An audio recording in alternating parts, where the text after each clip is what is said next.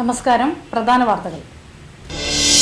മുഖ്യമന്ത്രി ഉമ്മൻചാണ്ടിക്ക് നേരെ നടന്ന ആക്രമണം പോലീസിന്റെ അറിവോടെയാണെന്ന് CPM സംസ്ഥാന സെക്രട്ടറി പിണറായി വിജയൻ ആരോപിച്ചു. 5ാമത് ബേക്കൽ ഉപജില്ലാ സ്കൂൾ കായികമേള ഒക്ടോബർ 30 മുതൽ നവംബർ 1 വരെ കല്യോട്ട് ഗവൺമെന്റ് ഹയർ സെക്കൻഡറി സ്കൂളിൽ വെച്ച് നടക്കും. മുഖ്യമന്ത്രിക്ക് നേരെ കണ്ണൂരിലുണ്ടായ ആക്രമണം ആസൂത്രിതമാണെന്ന് ആഭ്യന്തരമന്ത്രി തിരുവഞ്ചൂർ രാധാകൃഷ്ണൻ.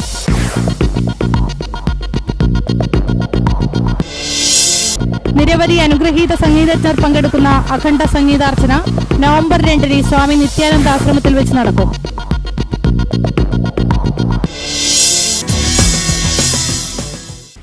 വാർത്തകൾ വിശദമായി.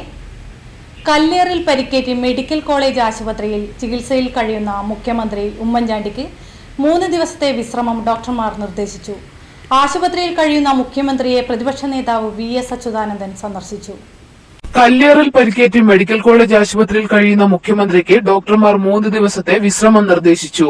നെറ്റിയിലെ പരിക്ക് ഗുരുതരമല്ലെങ്കിലും നെഞ്ചിലെ നീർക്കെട്ടാണ് പ്രശ്നമായിരിക്കുന്നത്. കല്ലേറ് കൊണ്ട ഭാഗത്ത് നല്ല വേദനയുള്ളതിനാലാണ് 3 ദിവസത്തെ പരിപൂർണ വിശ്രമത്തിന് ഡോക്ടർമാർ നിർദ്ദേശിച്ചിരിക്കുന്നത്.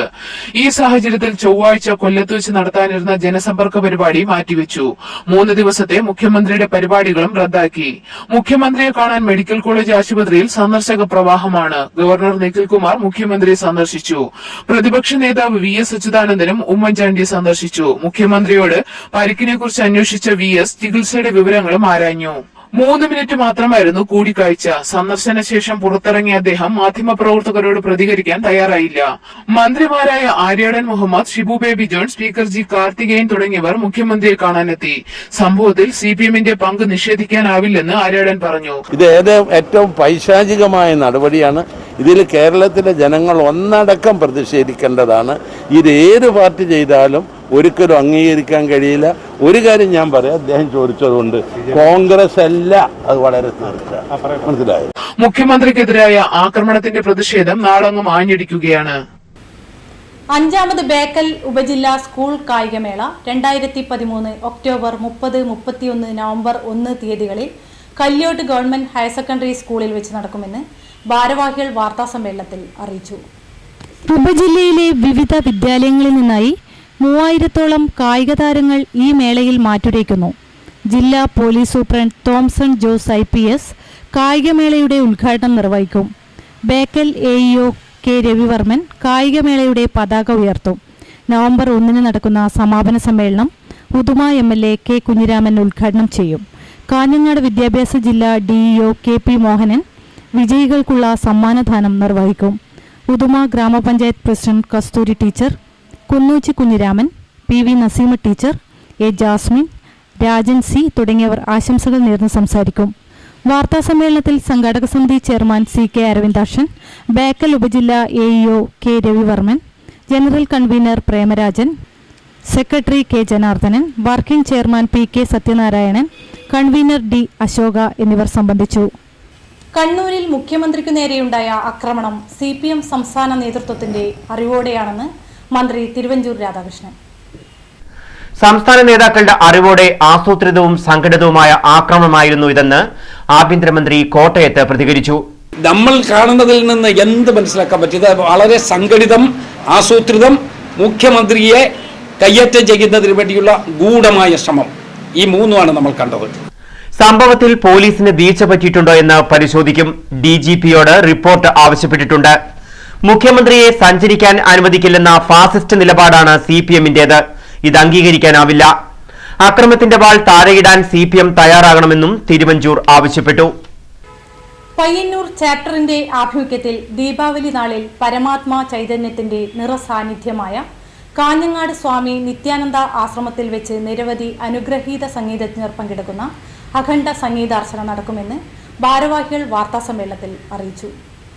ശ്രീ M സ്ഥാപിച്ചിട്ടുള്ള സത്സംഗ് ഫൗണ്ടേഷനാണ് ഈ കച്ചേരി സംഗീതാർച്ചന സംഘടിപ്പിക്കുന്നത്. അപ്പോൾ അദ്ദേഹം ഇത് സംഘടിപ്പിക്കുന്നതിൻ്റെ വളരെ പ്രധാനപ്പെട്ട ഒരു കാര്യം, ഈ 2015 ജനുവരി 12-ാം തീയതി വിവേകാനന്ദ ദിനത്തിൽ, അദ്ദേഹത്തിൻ്റെ ജന്മദിനത്തിൽ കന്യാകുമാരിയിൽ വെച്ചിട്ടൊരു പദയാത്ര ആരംഭിക്കുകയും 14 മാസക്കാലം നീണ്ടു നിൽക്കുന്ന ഒരു പദയാത്ര നടത്തം തന്നെയാണ്. കാശ്മീരിൽ അവസാനിക്കുകയും ചെയ്യുന്നു.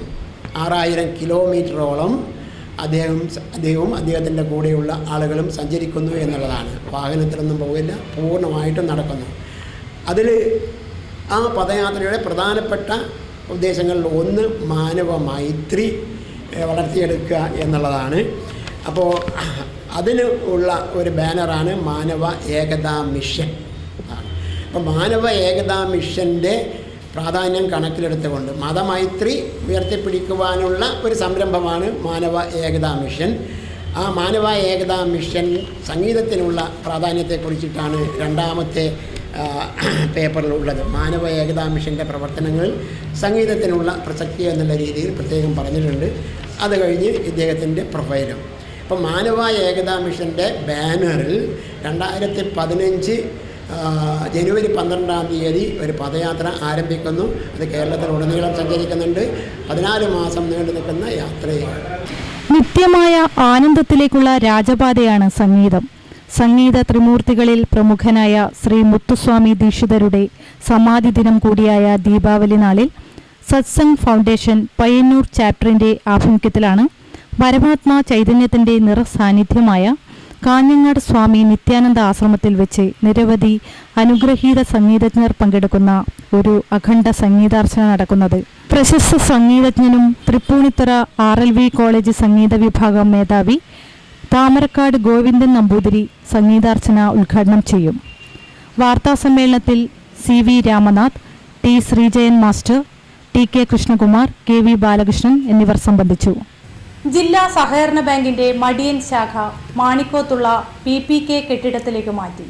അജാനൂർ ഗ്രാമപഞ്ചായത്ത് പ്രസിഡന്റ് PP നസീമ ഉദ്ഘാടനം ചെയ്തു. ജില്ലാ സഹകരണ ബാങ്ക് പ്രസിഡന്റ് PC രാമൻ അധ്യക്ഷത വഹിച്ചു. ഇനി ഒരിടവേള. വസ്ത്രവിപണന രംഗത്ത് പതിറ്റാണ്ടുകളുടെ സേവന പാരമ്പര്യമുള്ള കണ്ണൻസ് കാഞ്ഞങ്ങാട് പുതുപുത്തൻ വസ്ത്രശേഖരവുമായി നിങ്ങളെ സ്വാഗതം ചെയ്യുന്നു. കല്യാണ പട്ടുസാരികൾ, സെറ്റുമുണ്ടുകൾ, ധോത്തി, സാരി, ലാച്ച, choli, churidar materials, shirt, T shirt, pant, jeans, കുഞ്ഞുടുപ്പുകൾ, റെഡിമെയ്ഡുകൾ തുടങ്ങി വസ്ത്രവിസ്മയങ്ങളുടെ വൻ ശേഖരം തന്നെ കണ്ണൻസ് കാഞ്ഞങ്ങാട് നിങ്ങൾക്കായി ഒരുക്കുന്നു. കണ്ണൻസ് കാഞ്ഞങ്ങാടിന്റെ വസ്ത്രലോകത്തേക്ക് നിങ്ങളെ സ്വാഗതം ചെയ്യുന്നു. Kannan's textiles and readymades, main road, Kanhangad. Kannan's ഉത്തര മലബാറിന്റെ സമ്പൂർണ്ണ കുടുംബ വസ്ത്രാലയം. വാർത്തകൾ തുടരുന്നു. മുഖ്യമന്ത്രി ഉമ്മൻചാണ്ടിക്ക് നേരെ നടന്ന ആക്രമണം പോലീസിന്റെ അറിവോടെയാണെന്ന് CPM സംസ്ഥാന സെക്രട്ടറി പിണറായി വിജയൻ ആരോപിച്ചു. ആ പ്രതികൾ ആരെന്ന് വെളിപ്പെടുത്താനുള്ള സ്വാതന്ത്ര്യം ആഭ്യന്തരമന്ത്രി തിരുവഞ്ചൂർ രാധാകൃഷ്ണൻ പോലീസിന് നൽകണമെന്നും പിണറായി ആവശ്യപ്പെട്ടു. ആക്രമണം നടക്കുമ്പോൾ പോലീസ് വലയത്തിലായിരുന്നു മുഖ്യമന്ത്രി. അതുകൊണ്ട് തന്നെ പോലീസിന്റെ അറിവോടെയാണ് ആക്രമണം നടന്നതെന്ന് സംശയിക്കേണ്ടിയിരിക്കുന്നു. ആക്രമികൾ ആരെന്ന് വെളിപ്പെടുത്താനുള്ള സ്വാതന്ത്ര്യം ആഭ്യന്തരമന്ത്രി പോലീസിന് നൽകണമെന്നും പിണറായി വിജയൻ ആവശ്യപ്പെട്ടു. ആഭ്യന്തരമന്ത്രിയുടെ പത്രസമ്മേളനം പോലീസിനുള്ള വ്യക്തമായ നിർദ്ദേശമായിരുന്നു. CPM-കാരെ കുറെ പേരെ പിടിച്ചകത്തിട് എന്ന നിർദ്ദേശമായിരുന്നു. ഞങ്ങൾക്കൊന്നേ പറയാനുള്ളൂ, CPM-കാരെ വേഗം പിടിച്ചകത്തിടലല്ല ഇതിൽ പ്രധാനം. ആരാണ് ഈ ആക്രമണം നടത്തിയത്? ഇതാരാസൂത്രണം ചെയ്തു? യഥാർത്ഥ അക്രമി ആര്? അതാണ് വെളിച്ചത്ത് വരേണ്ടത്.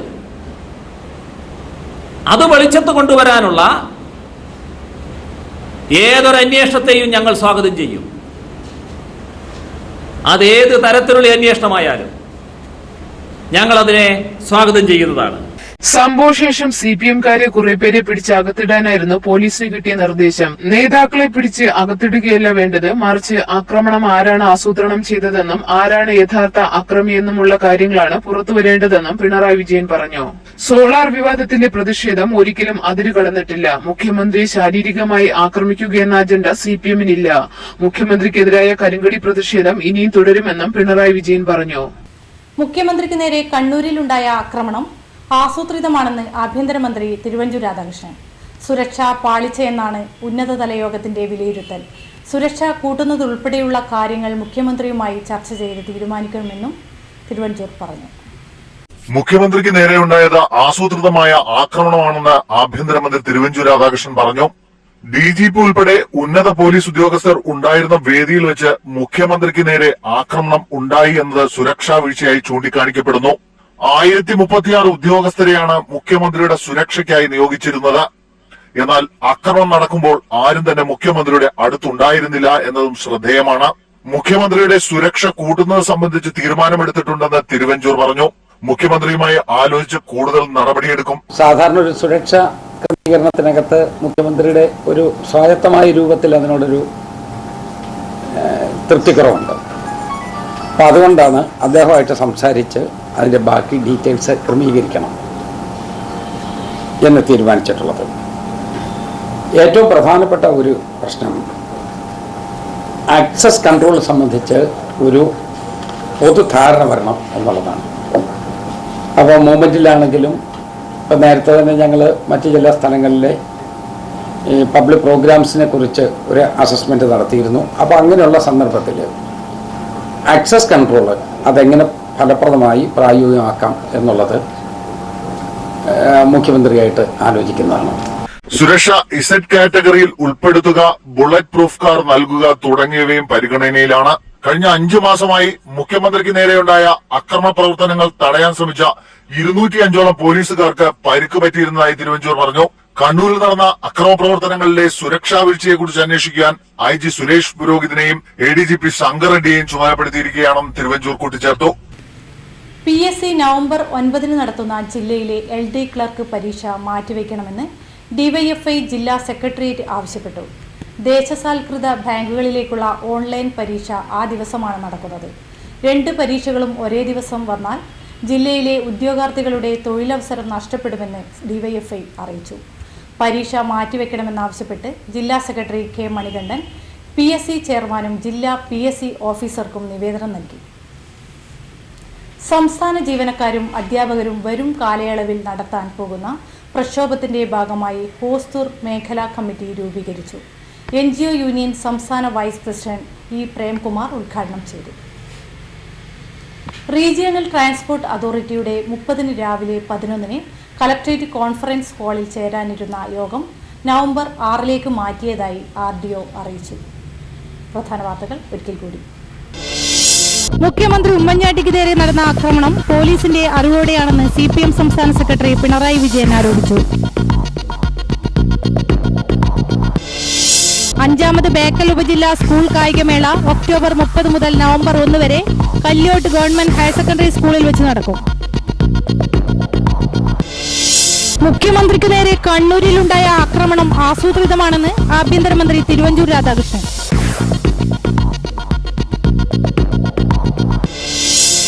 നിരവധി അനുഗ്രഹീത സംഗീതജ്ഞർ പങ്കെടുക്കുന്ന അഖണ്ഡ സംഗീതാർച്ചന നവംബർ 2 സ്വാമി നിത്യാനന്ദ ആശ്രമത്തിൽ വെച്ച് നടക്കും.